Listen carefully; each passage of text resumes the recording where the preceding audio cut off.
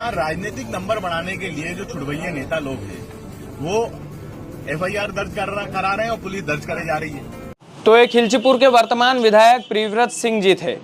इन्होंने बोला कि राजनीतिक नंबर बढ़ाने के लिए कुछ छुड़वैये नेता एफआईआर दर्ज करवा रहे हैं और पुलिस कर भी रही है। लेकिन ये छुड़वैये नेता किसको बोला है इन्होंने? ये छुड़वैये नेता जो शब्द का इस्तेमाल किया है, ये इस्तेमाल किया है भाजपा के नेता अंशुल तिवारी जी के लिए। अब ये अंशुल तिवारी जी और प्रियव्रत सिंह जी की कहानी मैं आपको समझाता हूँ कि आखिर हुआ क्या था। दरअसल अंशुल भैया की अगवानी में पूर्व मुख्यमंत्री दिग्विजय सिंह पर एफआईआर दर्ज हुई थी। एफआईआर इस बात को लेकर थी कि माहौल खराब कर रहे हैं दिग्विजय सिंह जी। एक ट्वीट को लेकर एफआईआर की गई थी। अब एफआईआर दर्ज भी हुई। प्रियव्रत सिंह जी उस समय बाहर थे, जिले में नहीं थे। लेकिन जैसे ही जिले में आए उस एफआईआर के खिलाफ इन्होंने मोर्चा खोल दिया और पुलिस पर भी अटैक किया। वो पुलिस पर अटैक किया वो अलग सुनिए, वो भी सुनिए ताकि कहानी और अच्छे से समझ में आएगी। भैया इसमें एक बहुत सिंपल सी बात है कि ये जो घटना है एक ट्वीट था, ठीक है। एक ट्वीट को लेकर भारतीय जनता पार्टी के कुछ नेताओं ने यहाँ पे एफआईआर दर्ज करवाई दिग्विजय सिंह जी को।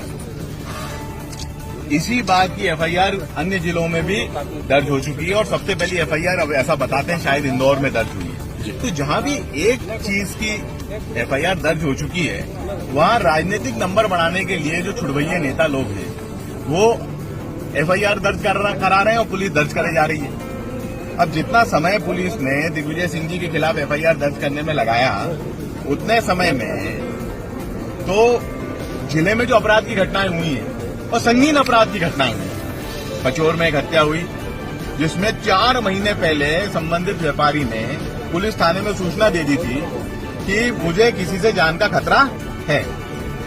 सारंगपुर में अभी एक घटना सामने आई है जहां हत्या और डकैती की बात मुझे बताई गई है। मैं जा रहा हूं वहां पे और जानकारी लेके फिर बात करूंगा। पर इस प्रकार की संगीन खिलचीपुर में 3-4 चोरियां हुई हैं। हमारी जिला कांग्रेस अध्यक्ष जी ने एक रिपोर्ट कर रखी है इनकी मामले को लेकर। तो ये सारे मामलों में तो कोई एफआईआर नहीं होती। एक आम आदमी अगर चला जाता है, ये तो मैंने और भी आपको घटनाओं की बात की, आम आदमी भी अगर थाने में जा रहा है तो उसकी एफआईआर नहीं लिखी जाती। सही एफआईआर लिखवाना चाहता है तो उसको चक्कर काटने पड़ते हैं 5-5। और एक ट्वीट जिसके बारे में दूसरी जगहों पर एफआईआर हो चुकी है, वहां पे एफआईआर कर रहे हैं राजगढ़ जिले में। इसकी क्या आवश्यकता है? और पुलिस अपना ये जो समय है ऐसे राजनीतिक लोगों के नंबर बढ़ाने में और राजनीतिक खटकन करने से ज्यादा उचित रहेगा कि ये लोग जो अपराध राजगढ़ जिले में बढ़ रहा है उसके खिलाफ कार्रवाई करें और उस पर अंकुश लगाएं। तो प्रियव्रत सिंह जी ने पुलिस पर भी अटैक किया कि भैया जो जिले में घटनाएं हो रही उन पर ध्यान दे लो। ये जो छोटे मोटे नेता है, जो छोटे मोटे छुड़वैये नेता है, ये एफआईआर दर्ज करवा रहे हैं और आप कर भी रहे हैं। और कोई काम नहीं है क्या पुलिस को? तो इस तरह की तमाम सारी जो चीज़ें हैं वो जिले में चल रही है। राजनीतिक सरगर्मी सर चढ़कर बोल रही है। अब इन दोनों नेताओं में से सही कौन है, गलत कौन है, ये अगर मैं बता दूंगा तो भैया बवाल हो जाएगा। बवाल इसलिए क्योंकि कई लोग मुझे कांग्रेस ही बोलते हैं। अब ठीक है, मुझे फ़र्क नहीं पड़ता है। कांग्रेस भी एक विचारधारा है, भाजपा भी एक विचारधारा है और मैं एक पत्रकार हूँ।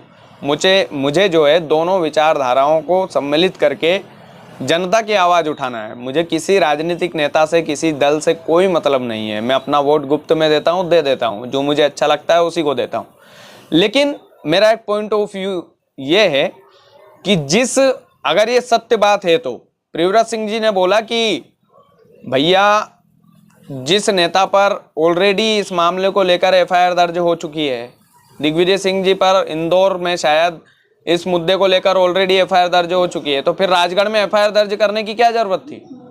पुलिस राजनीतिक नंबर बढ़ा रही है क्या इन नेताओं के? तो बात भी सही है। अगर ये सत्य बात है कि एफआईआर दर्ज इस मामले पर ऑलरेडी हो चुकी है तो फिर राजगढ़ में एफआईआर दर्ज करने की पुलिस को आवश्यकता थी ही नहीं, बिल्कुल भी नहीं थी। और ना ही अंशुल भैया को करवाने की ज़रूरत थी। लेकिन वो भी अपनी राजनीतिक पार्टी लेकर चल रहे हैं, उनका भी कुछ सपना है राजगढ़ को लेकर, तो वो तो करेंगे। जितने लाइमलाइट बटोरना चाहे वो तो बटोरेंगे। वो थोड़ी पीछे हटेंगे। तो इनमें गलती दोनों नेताओं की नहीं है, गलती दोनों नेताओं की नहीं है। दोनों अपनी पार्टी का पक्ष रख रहे हैं, दोनों अपनी पार्टी को लेकर चल रहे हैं। तो मैं नहीं कहूँगा कि अंशुल भैया गलत है या प्रियव्रत सिंह जी गलत है, इसमें दोनों की गलती नहीं है।